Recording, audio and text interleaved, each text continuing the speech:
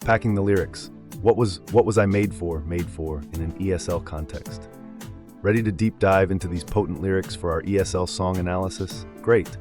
Let's take it verse by verse and truly decipher what Billie is trying to communicate here and how to analyze this song for ESL learners.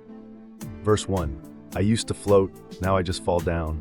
I used to know, but I'm not sure now what I was made for. What was I made for? Right off the bat, Billie hits us with a sense of disorientation and self-doubt.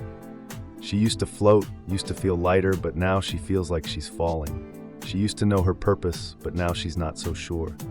Ever felt lost like that? Well, many of your students might be able to relate to this too. Verse 2.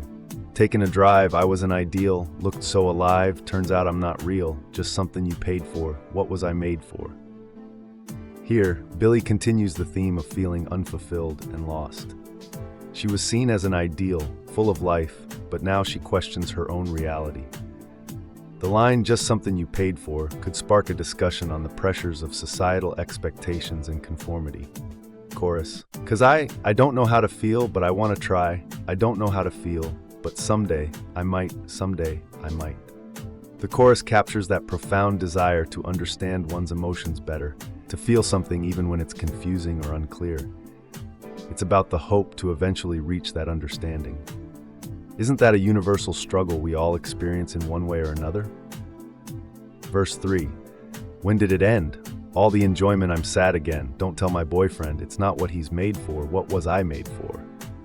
Eilish shares a more personal aspect here, hinting at a struggle to convey her feelings to others, even those close to her. It's an opportunity to talk about the challenges of sharing our mental health experiences with others, and how sometimes we might feel like we don't want to burden those we care about. Outro. Think I forgot how to be happy?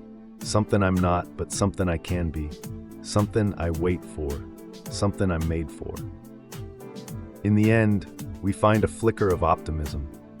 She feels like she's lost track of how to be happy, but she also realizes that joy isn't a lost cause. It's something she can work towards, something she's cut out for.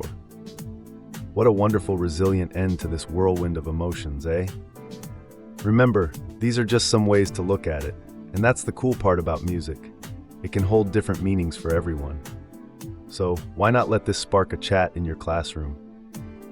You never know, your students might bring up views that even we didn't consider. If you want to know more about this song and how it could be used for English language teaching, like detailed vocabulary and phrase analysis, key grammar structures, 21st century skill-building activities, deeper discussion topics, click the link to the full blog post in the video description. For more song-based lesson plans and resources, go to songactivityfactory.com.